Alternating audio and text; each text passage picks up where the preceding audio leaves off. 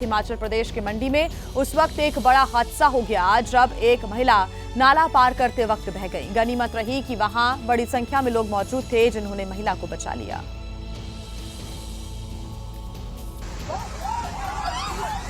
तस्वीरों में देखा जा सकता है एक अस्थायी पुल से उफनते हुए नाले को पार कर रही हैं, लेकिन उस वक्त चीख पुकार मच जाती है जब पुल से एक महिला का संतुलन बिगड़ता है और वो सीधे नाले में जा गिरती है और चंद सेकंड में 4 से 5 फीट आगे बह जाती है।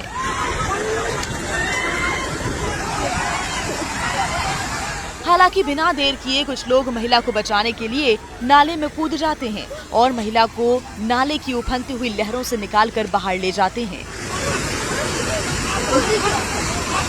यह हादसा उस वक्त हुआ जब महिला राशन लेने के लिए जा रही थी, तभी नाला पार करते वक्त वो गिर गईं। ये घटना मंडी के जुड़ गांव की बताई जा रही है। मध्य प्रदेश के डिंडोरी में बारिश का सिलसिला थमने का नाम नहीं ले रहा है। उफनती हुई नदियों नालों से लोगों के लिए जो मुश्किलें हैं वो और ज्यादा बढ़ गई हैं, जिसकी खौफनाक तस्वीरें भी सामने आई।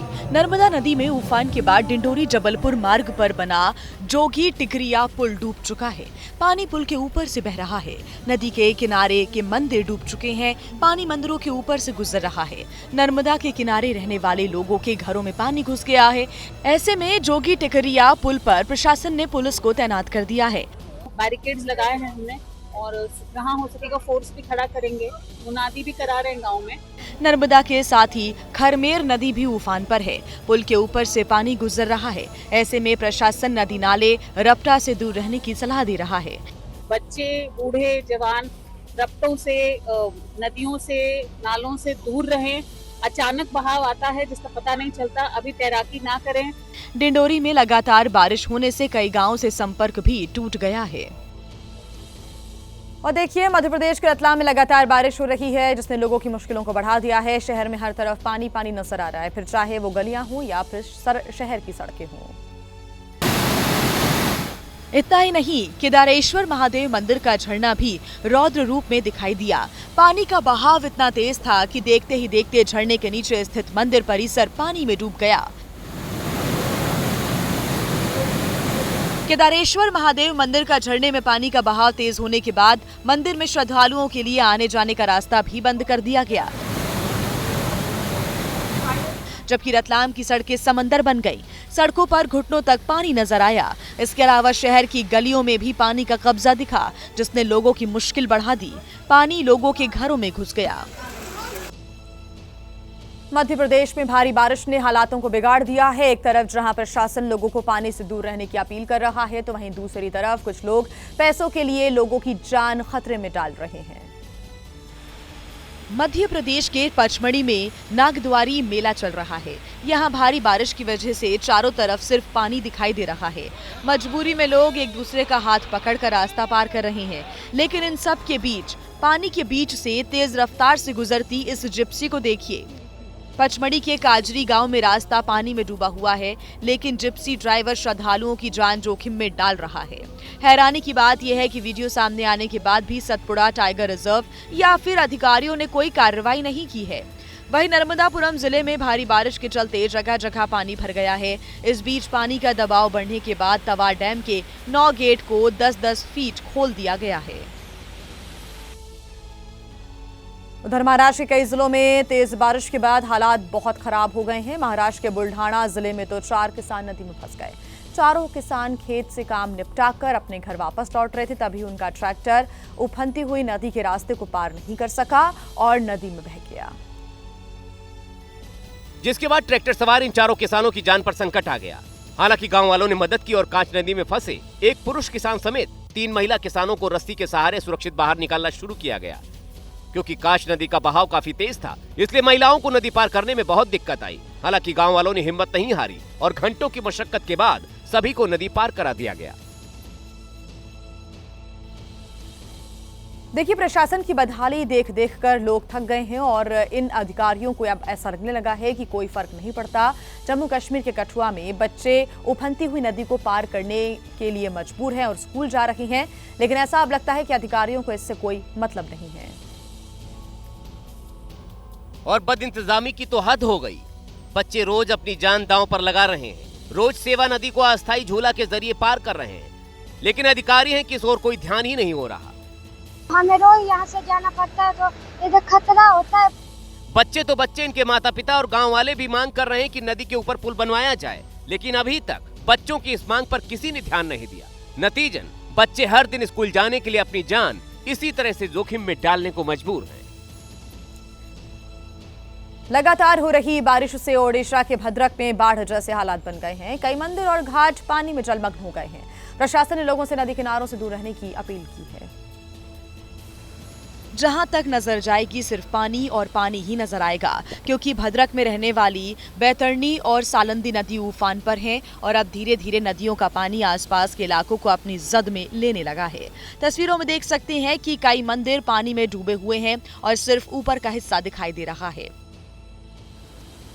वहीं शहर से जुड़ने वाली कई गांव की सड़कें पानी में बह गई। प्रशासन अलर्ट मोड पर है, क्योंकि नदियों का जलस्तर लगातार बढ़ रहा है, जिससे निचले इलाकों में रहने वाले लोगों पर बड़ा संकट मंडराने लगा है। हालांकि प्रशासन ने हर संभव मदद का भरोसा दिया है। तो बारिश में सिर्फ नगर निगम की पोल नहीं खुल रही, बल्कि सड़कों पर किए गए भ्रष्टाचार की भी पोल खुल रही है। एक ऐसा ही मामला ग्वालियर से सामने आया है, जहां पर ग्वालियर की एक सड़क धंस गई, जिसका निर्माण हाल ही में हुआ था। सड़क के बीचों बीच दिख रहा ये गड्ढा उस ठेकेदार की कारीगरी की निशानी है, जिसने इसे भ्रष्टाचार की बजरी और सीमेंट से तैयार किया है। और एक ही बारिश में ऐसा हाल हुआ कि बीच सड़क पर इतना बड़ा गड्ढा बन गया कि एक छोटी कार अच्छे से पार हो सकती है। इस गड्ढे की गहराई बता रही है कि भ्रष्टाचार किस हद तक किया गया है। सोचिए, इस रोड को हाल ही में बनाया गया था। इससे पहले भी ये रोड एक बार धंस चुकी है, लेकिन अब लगता है कि इसे धंसने की बीमारी हो गई है। हालांकि गनीमत रही कि जब ये रोड धंसी तब कोई गाड़ी नहीं आ रही थी, नहीं तो बड़ा हादसा हो सकता था। तस्वीरों में देख सकते हैं कि गड्ढे को बजरी और गिट्टी डालकर भरा जा रहा है, लेकिन सवाल ये है कि आखिर ये कब तक चलेगा, क्योंकि पहले भी ये सड़क एक बार धंस चुकी है। मुंबई पुणे एक्सप्रेसवे पर भीषण हादसा हो गया। यहां से गुजर रहे एक ट्रेलर का ब्रेक फेल हो गया, जिसके बाद ट्रेलर ने एक के बाद एक 25 से अधिक गाड़ियों को टक्कर मार दी। किसी गाड़ी का साइड अगला हिस्सा क्षतिग्रस्त हो गया, तो किसी गाड़ी का साइड ट्रेलर के साथ चला गया, तो कोई कार ट्रेलर में ही फंस गई। तस्वीरों पर नजर दौड़ाएंगे तो ब्रेक फेल होने के बाद एक्सप्रेसवे पर दौड़े ट्रेलर से हुई तबाही की कतार से कितनी तस्वीरें नजर आएंगी। इस हादसे में एक महिला की मौत हो गई, जबकि 21 लोग घायल हो गए। बताया जा रहा है कि ट्रेलर की रफ्तार उस वक्त धीमी हुई जब उसके नीचे एक कार फंस गई। यह हादसा एक्सप्रेसवे की मुंबई लेन पर हुआ। हरियाणा के सोनीपत में तेज रफ्तार थार का कहर देखने को मिला। तेज रफ्तार थार ने स्कूटी सवार 2 महिलाओं को रौंद दिया, जिससे दोनों महिलाएं गंभीर रूप से घायल हो गईं। और यह घटना सोनीपत के टीकाराम गर्ल्स कॉलेज के पास हुई। वहां से सीसीटीवी फुटेज सामने आया है। उसमें दिखा कि काले रंग की तेज रफ्तार थार आई और स्कूटी को जोरदार टक्कर मारी। इसके बाद स्कूटी थार के नीचे फंस गई। हादसे में स्कूटी सवार 2 महिलाएं गंभीर तौर पर घायल हो गई हैं। जो चला रही जो मेरी साड़ी थी, ज्योति नाम उसका, और जो पीछे बैठी जो मेरी भाभी थी। परिजनों के मुताबिक थार को सागर सांगवान नाम का व्यक्ति चला रहा था और थार पर सत्ताधारी पार्टी का झंडा भी लगा है। और इस बीच एक बड़ी खबर आपको बता दें, एसपी सांसद रामजीलाल सुमन ने एक बड़ा बयान दिया है। रामजीलाल सुमन ने कहा है कि देश में धर्मांतरण नहीं रुकेगा। हिंदू धर्म में असमानता है और समानता ना होने तक धर्मांतरण नहीं रुकेगा। ये कहना है रामजीलाल सुमन का। बड़ा बयान उन्होंने ये दिया है। इस पर क्या प्रतिक्रिया आती है, इस पर नजर रहेगी। एसपी सांसद रामजीलाल सुमन का ये बड़ा बयान सामने आया है। जब आप लोगों को मंदिर में जाने से रोक रहे हैं, अखिलेश यादव जी के मकान छोड़ने के बाद आप गंगा जल से धो रहे हैं, तो ये पिछड़े दल क्या सोचेंगे? धर्म परिवर्तन की पूरी जिम्मेदारी हिंदू धर्म के ठेकेदारों की है। जब तक हिंदू धर्म में विषमता रहेगी, समता का भाव नहीं होगा, तो इस देश में धर्म परिवर्तन होगा, कोई रोक नहीं सकता। और अब बात बिहार के जमुई की, जहां पर दोस्त के साथ घूमने गई मुस्लिम लड़की को कुछ लड़कों ने घेर लिया। दोनों जंगल में बैठे मिले थे, जिसके बाद लड़के दोनों को धमकी देने लगे और लड़की को घेरकर बुर्का हटाने के लिए मजबूर किया, लेकिन लड़की ने बुर्का उतारने से इनकार कर दिया, जिसके बाद लड़के उससे बार बार बुर्का उतारने के लिए कहते रहे। बुर्का खोलो, फिर जबरदस्ती करेंगे हम। बना रहे हैं, जल्दी खोलो। खोलो, नहीं हमको खोल रहे, समझे ना, पूछे ना, खोलो। लड़की के बार बार इनकार करने के बाद भी लड़के नहीं मानते हैं।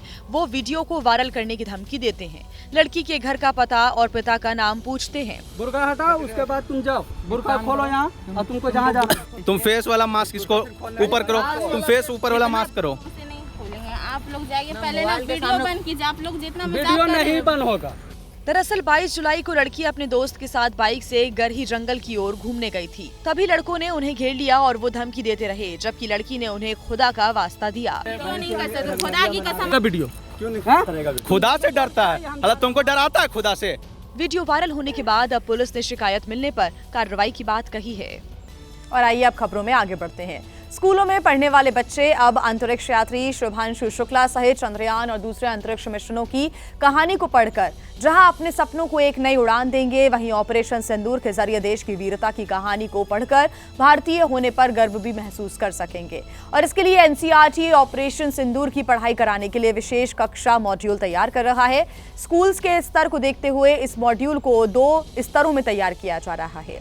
पहला मॉड्यूल कक्षा 3 से 8वीं तक के बच्चों को ध्यान में रखकर तैयार किया जाएगा, जबकि दूसरा 9वीं से 12वीं कक्षा के बच्चों के ध्यान को रखते हुए इसको तैयार किया जाएगा। और 8 से 10 पेज में ऑपरेशन सिंदूर की गौरव गाथा पढ़ाई जाएगी कि ऑपरेशन सिंदूर में देश की सैन्य शक्ति ने पाकिस्तान को कैसे धूल चटाई, जिसका मकसद देश की सुरक्षा, ताकत और सैन्य अभियानों के बारे में छात्रों को जागरूक करना है। और आइए अब खबरों में आगे बढ़ते हैं। बात करते हैं उत्तर प्रदेश के मेरठ की, जहां पर उस वक्त दर्दनाक हादसा हो गया जब एक कारोबारी की लिफ्ट में गर्दन फंसने की वजह से उसकी मौत हो गई। आपको दिखाते हैं एक रिपोर्ट। ये हादसा उस वक्त घटा जब कारोबारी हरविंदर सिंह अपनी फैक्ट्री में फर्स्ट फ्लोर से सेकंड फ्लोर जा रहे थे। इसी दौरान खुले लिफ्ट में उनकी गर्दन फंस गई। गंभीर रूप से घायल अवस्था में परिजन उन्हें तत्काल प्राइवेट अस्पताल लेकर पहुंचे, जहां डॉक्टरों ने उन्हें मृत घोषित कर दिया। हाथ में धो के मैं कपड़े बदलने जाता अंदर, तो वो चिल्ला रहा लड़का, क्या पप्पू बटन दबा ले, नीचे का लिफ्ट ना तो नीचे हुआ ना ऊपर हुआ। जिस लिफ्ट में यह हादसा हुआ वो फैक्ट्री के अंदर थी, जिसका इस्तेमाल माल ढोने के लिए किया जाता था, लेकिन कई बार फैक्ट्री के लोग भी इसका इस्तेमाल करते थे। पुलिस ने हादसे के पीछे लिफ्ट की सुरक्षा व्यवस्था को कारण बताया है। कहा जा रहा है कि लिफ्ट की हालत ठीक नहीं थी, जिसकी वजह से फैक्ट्री मालिक की जान चली गई। और आई खबरों में आगे बढ़ते बात करेंगे कर्नाटक की राजधानी बेंगलुरु की, जहां पर ज्वेलरी शॉप में सनसनीखेज वारदात हुई, जहां बंदूक दिखाकर बदमाश 18 लाख के गहने लेकर फरार हो गए। घटना 24 जुलाई की बताई जा रही है, जिसका वीडियो अब सामने आ गया है। वक्त शॉप बंद करने का था। दुकान बंद करने से पहले ज्वेलरी का सारा सामान अंदर लॉकर में रखने की तैयारी थी। तभी अचानक फिल्मी स्टाइल में बदमाशों की एंट्री हुई। इन्होंने चेहरे पर नकाब और सिर पर टोपी पहनी थी। हाथों में पिस्टल दुकानदार को डराने के लिए काफी थी। दुकानदार ने जिस ट्रे को लॉकर में रखने के लिए इकट्ठा किया, उसे बदमाशों ने एक ही बार में बैग में डाल लिया। बस 10 सेकंड के अंदर पिस्टल के साथ आए बदमाश बैग भरकर वहां से फरार हो गए। दुकानदार की चीख पुकार सुनकर पास के एक दुकान मालिक ने उन्हें रोकने की कोशिश भी की, लेकिन लुटेरों ने उन पर चाकू से हमला कर दिया। 4 बदमाश कार में सवार होकर वारदात को अंजाम देने आए थे।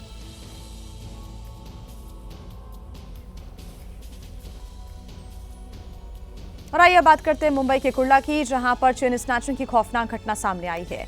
यहां पर बाइक सवार 2 युवकों ने मंदिर से लौट रही एक महिला की चेन छीन ली और मौके से फरार हो गए। तस्वीरों में दिखाई दिया कि बाइक सवार 2 युवक दूसरी ओर से आ रही महिला के पास रुक गए। शुरुआत में लगा कि वो महिला से बात कर रहे हैं, लेकिन अगले ही पल बाइक पर पीछे बैठे युवक ने महिला के गले में पड़ी चेन पर हाथ साफ कर दिया और दोनों बाइक सवार तेजी से फरार हो गए। वहीं घटना सामने आते ही कुर्ला पुलिस एक्टिव हुई और कुछ ही घंटों में दोनों आरोपियों को गिरफ्तार किया। पुलिस ने बताया कि एक आरोपी, जिसका नाम मोहित है, उसने ऑनलाइन एविएटर गेम खेलने के लिए लोगों से उधार लिया, लेकिन वो 85,000 रुपए हार गया। ऐसे में जब कर्जदारों ने दबाव बनाया तो आरोपियों ने लूट का रास्ता चुना। लोकसभा में बेहतरीन प्रदर्शन करने वाले सांसदों को संसद रत्न का सम्मान मिलेगा। जी हां, जो नाम इसमें सामने आए हैं वो हम आपको बता दें। एनसीपी एसपी से सुप्रिया सुले, रवि किशन बीजेपी से ही निशिकांत दुबे, जिन्हें यह सम्मान दिया जाएगा। भर्तृहरि महताब बीजेपी से, स्मिता उदय बाग बीजेपी से, मेधा कुलकर्णी बीजेपी से और बीजेपी से ही प्रवीण पटेल। साथ ही साथ बीजेपी से सांसद विद्युत बरन महतो, बीजेपी से सांसद दिलीप सैकैया और साथ ही शिवसेना यूबीटी के नेता अरविंद सावंत, इनको भी सम्मानित किया जा रहा है। और एनके प्रेमचंद्रन आरएसपी से, श्रीरंग आपा बारने शिवसेना से, तो वहीं शिवसेना से नरेश महस्के, कांग्रेस से सांसद वर्षा गायकवाड़, जिन्हें सम्मानित किया जाएगा। बेंगलुरु में हैरान करने वाली एक वारदात सामने आई है, जहां पर एक चाचा ने अपने 2 भतीजों की हत्या कर दी, जबकि तीसरा भतीजा गंभीर रूप से घायल हो गया है। लेकिन इस घटना ने पूरे इलाके में हड़कंप मचा दिया है, क्योंकि जिन भतीजों को अपने हाथों में खिलाया, उसी चाचा ने उन्हें मार डाला। बताया जा रहा है कि आरोपी कासिम ने अपने 3 भतीजों इशाक, जुनैद और रोहान पर धारदार हथियार से हमला किया, जिसमें इशाक और जुनैद की मौत हो गई, जबकि तीसरा भतीजा रोहान अभी अस्पताल में भर्ती है। वहीं पुलिस पूछताछ में आरोपी ने बताया कि उसने ये हत्या इसलिए की क्योंकि उसका बड़ा भाई चांद पाशा उसकी केयर नहीं करता था। पुलिस ने आरोपी को गिरफ्तार कर लिया है। परिवार और पार्टी से बेदखल होने के बाद अब लालू यादव के बड़े बेटे तेज प्रताप यादव ने अपने पत्ते खोल दिए हैं। उन्होंने ऐलान कर दिया है कि वो कहां से चुनाव लड़ने वाले हैं, क्योंकि इससे पहले कयास लगाए जा रहे थे कि तेज प्रताप अपनी अलग पार्टी बना सकते हैं, लेकिन अटकलों को विराम देते हुए उन्होंने महुआ विधानसभा सीट से निर्दलीय चुनाव लड़ने का ऐलान कर दिया है। तो हम जो चुनाव लड़ रहे हो तो महुआ से लड़ेंगे, हम तो पहले ही बोल चुके हैं। अब बहुत सारा लोग होगा विरोधी टाइप का लोग, वो सबको खुजली चालू हो गया आज से। उन्होंने टीम तेज प्रताप नाम की एक टीम भी बनाई है, जो उनके चुनाव प्रचार और रणनीति का काम देखेगी। टीम तेज प्रताप यादव एक प्लेटफॉर्म है, रोज का मेरा एक्टिविटी जो है अभी का जैसे एक्टिविटी जन जन तक पहुंचाने के लिए ये चीज हमें बनाया है टीम। लेकिन तेज प्रताप यादव के ऐलान को जेडीयू ने मेलोडी ड्रामा करार दिया। राजद और लालू जी के परिवार के फैमिली मेलोड्रामा के एक से एक एपिसोड सामने दिख रहे हैं। जिस तरह मुगलिया सल्तनत तख्त को पाने के लिए कत्लेआम हो जाया करते थे, ठीक उसी तरह परिवार के अंदर का ये जो द्वंद्व है वो सामने आ रहा है। आंध्र प्रदेश के तिरुपति में बाइक सवार लोगों पर तेंदुए ने हमला कर दिया। तेंदुए ने बाइक सवार लोगों पर झपट्टा मारा और उन्हें अपना शिकार बनाने की कोशिश की, जिसका एक दिल दहला देने वाला वीडियो सामने आया है। और वीडियो में दिखा कि बाइक सवार लोग तिरुपति जू पार्क रोड से जा रहे थे। इसी दौरान जंगल से अचानक तेंदुआ आया और बाइक सवार लोगों पर हमला कर दिया। तेंदुआ हर हाल में बाइक सवार लोगों को गिराना चाहता था, लेकिन गनीमत रही कि बाइक गिरी नहीं, क्योंकि अगर बाइक गिरती तो तेंदुआ बाइक सवार लोगों को अपना शिकार बना सकता था। इस वीडियो को पीछे से आ रहे कार सवार लोगों ने रिकॉर्ड कर लिया। वहीं तेंदुए के हमले से बचने के बाद बाइक सवार लोगों ने राहत की सांस ली। बिहार के गया जिले से सामने आई गैंगरेप की एक घटना ने सबको शर्मसार कर दिया है। यहां पर चलती हुई एम्बुलेंस में महिला अभ्यर्थी के साथ गैंगरेप किया गया। और हुआ यूं कि होमगार्ड भर्ती के लिए महिला दौड़ में भाग लेने के लिए आई थी, लेकिन दौड़ के दौरान महिला अभ्यर्थी बेहोश होकर गिर गई। इसके बाद एम्बुलेंस बुलाई गई। इसी दौरान अस्पताल ले जाते समय रास्ते में एम्बुलेंस ड्राइवर और टेक्नीशियन ने महिला के साथ गैंगरेप किया। महिला अभ्यर्थी ने यह आरोप लगाया कि एम्बुलेंस में जो कर्मी थे उनके द्वारा उसके साथ दुर्व्यवहार और दुष्कर्म किया गया है। महिला की शिकायत पर पुलिस ने एम्बुलेंस ड्राइवर विनय कुमार और टेक्नीशियन अजित कुमार को गिरफ्तार कर लिया है। महाराष्ट्र के नांदेड़ में फिल्मों जैसा नजारा देखने को मिला। यहां पर नदी से रेत निकाल रहे रेत माफिया पर पुलिस कार्रवाई करने पहुंची तो रेत माफिया ने नदी में ही छलांग लगा दी। इसके बाद भाग रहे रेत माफिया को पकड़ने के लिए पुलिस अधिकारी भी नदी में कूद गए। पुलिस ने जैसे को तैसा वाला व्यवहार किया और गोदावरी नदी को तैरकर भाग रहे दोनों खनन माफिया को गिरफ्तार कर लिया। पुलिस ने मौके से 21,75,000 रुपए की अवैध रेत भी जब्त की। पुलिस को सूचना मिली थी कि गोदावरी नदी में अवैध रूप से खनन किया जा रहा है। इसके बाद पुलिस ने यह कार्रवाई की। सीएम योगी आदित्यनाथ की कर्मस्थली गोरखपुर में किडनैपिंग की एक घटना से हड़कंप मच गया। 3 बदमाशों ने रिटायर्ड एयरफोर्स कर्मी अशोक जायसवाल को किडनैप किया और पत्नी से 1 करोड़ रुपए की फिरौती मांगी। लेकिन यूपी पुलिस ने 12 घंटे के भीतर ही अशोक जायसवाल को बरामद कर उनके परिजनों को सौंप दिया। सही सलामत है, मिल लीजिए। अब ठीक है ना? अशोक जायसवाल के घर लौटते ही परिवार वालों की खुशी का ठिकाना नहीं रहा। उन्हें सही सलामत देखकर पूरा परिवार भावुक हो गया। परिजनों के मुताबिक शुक्रवार सुबह 5:30 बजे वो स्विमिंग करने के लिए घर से निकले थे और फिर लापता हो गए। इसके बाद किडनैपर्स ने फोन करके 1 करोड़ रुपए की फिरौती मांगी थी। हालांकि पुलिस ने उन्हें अगवा करने वाले तीनों किडनैपर्स को गिरफ्तार कर लिया है। साउथ बेंगलुरु के एक गांव में हुई आत्महत्या का पुलिस ने सनसनीखेज खुलासा किया है। गहरी जांच पड़ताल के बाद पुलिस को समझ में आ गया कि ये कोई आत्महत्या नहीं थी, बल्कि एक सोच समझकर की गई हत्या थी। इस हत्या का सूत्रधार कोई और नहीं बल्कि मृतक पत्नी चंद्रलेखा ही निकली, जिसने अपने प्रेमी के साथ मिलकर पहले अपने पति की हत्या की साजिश रची और फिर सुपारी देकर मार डाला। यही नहीं, अगले दिन चंद्रलेखा मीडिया के सामने आई, रो रो कर सुसाइड वाली थ्योरी समझाने लगी ताकि लोगों को यकीन हो जाए कि पति ने आत्महत्या की है। दरअसल पुलिस को 23 जून को एमके दोड्डी गांव में पूर्व पंचायत अध्यक्ष लोकेश की लाश मिली थी। लाश को सुसाइड दिखाने के लिए बाकायदा जहर की शीशी प्लांट की गई। शुरुआती तौर पर पुलिस को यह मामला आत्महत्या का लगा, लेकिन पुलिस को शुरू से ही कुछ बातें संदिग्ध लग रही थी। मसलन मौके पर जहर की शीशी का ढक्कन नहीं मिला और लोकेश के एक पैर में ही चप्पल थी। ये छोटी मगर अहम बातें पुलिस को सोचने पर मजबूर कर रही थी। पुलिस ने जब इलाके के सीसीटीवी फुटेज खंगाले तो बड़ा खुलासा हुआ। लोकेश की मौत से कुछ देर पहले एक काली कार उसका पीछा कर रही थी। मोबाइल टावर डेटा से पता चला कि घटना के वक्त एक युवक योगेश का मोबाइल भी उसी इलाके में एक्टिव था। जांच में सामने आया कि योगेश पिछले 2 महीने से चंद्रलेखा के संपर्क में था और दोनों एक दूसरे से मिलते थे। पुलिस ने जब सख्ती से पूछताछ की तो हत्या का राज खुल गया। पुलिस ने पत्नी चंद्रलेखा, प्रेमी योगेश और हत्या करने वाले तीनों आरोपियों को गिरफ्तार कर लिया। और आइए आगे बढ़ते हुए बात कर लेते हैं एशिया कप 2025 की, जिसका शेड्यूल सामने आ गया है। सभी मुकाबले यूएई में ही खेले जाएंगे। भारत और पाकिस्तान को एक ही ग्रुप में रखा गया है। बता दें आपको, शेड्यूल के अनुसार भारत का पहला मुकाबला 10 सितंबर को यूएई से होगा, जबकि दूसरा मैच पाकिस्तान से 14 सितंबर को रविवार को खेला जाएगा। भारत का तीसरा मुकाबला होगा 19 सितंबर को ओमान के साथ। तो वहीं एशिया कप में कुल 8 टीमें हिस्सा ले रही हैं। एशिया कप में 8 टीमों को 4-4 के 2 ग्रुप्स में बांटा गया है। ग्रुप ए में Bharat, Pakistan, UAE, Oman team को रखा गया है। तो वहीं ग्रुप बी में अफगानिस्तान, श्रीलंका, बांग्लादेश और हांगकांग की टीम शामिल है। एशिया कप यूएई में 9 सितंबर से लेकर 28 सितंबर तक खेले जाएंगे।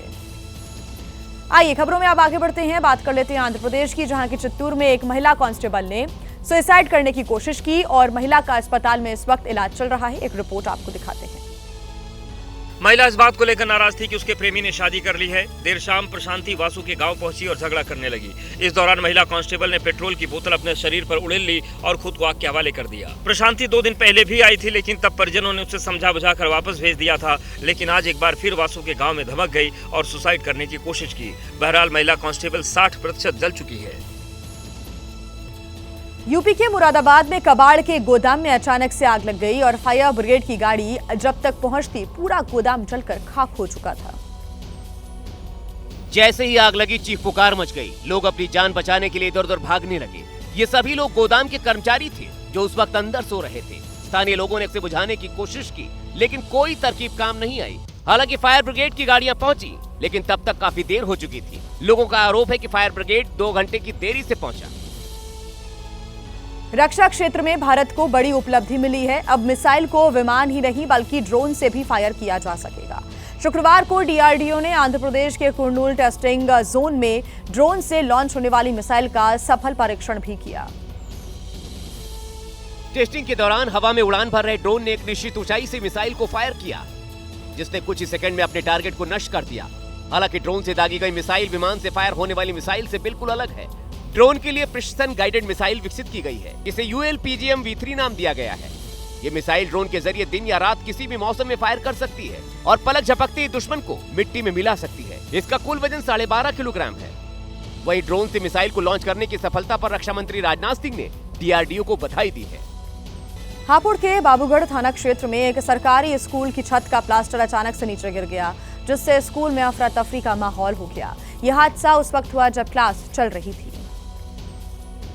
तस्वीरें हापुड़ के भमेड़ा गांव की हैं, जहां प्राथमिक विद्यालय की छत से प्लास्टर का बड़ा हिस्सा नीचे गिरा, जिसकी चपेट में आने से 4 बच्चों को चोट आई। घायल बच्चों को तुरंत इलाज के लिए अस्पताल ले जाया गया। वहीं घटना की जानकारी मिलते ही बड़े अधिकारी मौके पर पहुंचे और स्कूल का मुआयना किया। स्कूल को जो है पास के सुरक्षित भवन में शिफ्ट कराया गया है। जिलाधिकारी महोदय के द्वारा उप जिलाधिकारी हापुड़ को 15 दिवस में स्कूल की पूर्ण मरम्मत हेतु निर्देशित कर दिए गए। ग्रामीणों का दावा है कि स्कूल की छत लंबे वक्त से जर्जर है, लेकिन कई बार शिकायत के बाद भी प्रशासन ने इस ओर ध्यान नहीं दिया। मध्य प्रदेश के टीकमगढ़ में पुल निर्माण में प्रशासन की बड़ी लापरवाही सामने आई है और पुल बना रहे ठेकेदार की हीला हवाली ने ग्रामीणों को जान जोखिम में डालने के लिए मजबूर कर दिया है। टीवी स्क्रीन पर दिख रही तस्वीरों के एक एक फ्रेम पर गौर कीजिए। आखिर आधे अधूरे पुल से होकर नदी को पार करने के लिए ग्रामीणों को क्या कुछ नहीं करना पड़ रहा है।